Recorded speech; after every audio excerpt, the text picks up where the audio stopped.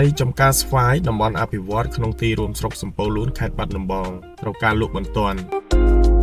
ដីចំការស្វាយនេះដែរទំហំនៅក្នុងប្លង់រឹងគឺ28,800 ម៉ែត្រការ៉េបាទនេះយើងចេញពីរង្វង់មូលត្រាក់ទ័រចាស់និងច្រកអន្តរជាតិកម្ពុជាថៃមកបណ្ដោយផ្លូវជាតិលេខ59ខវត្តព្រំដែនឆ្ពោះទៅស្រុកភ្នំព្រឹកប្រហែលជា500ម៉ែត្រមានផ្លូវចូលបត់ស្ដាំដៃប្រហែលជា400ម៉ែត្រទៀតគឺដល់ចំការស្វាយលក់ហើយបាទដីនេះតែគឺស្ថិតនៅឃុំតាស្ដាឃុំតាស្ដាស្រុកសំពៅលួនខេត្តបាត់ដំបងប្រភេទដីគឺមានប្លង់រឹងជាប់ផ្លូវនិងតំបន់ដីអភិវឌ្ឍទៀតផង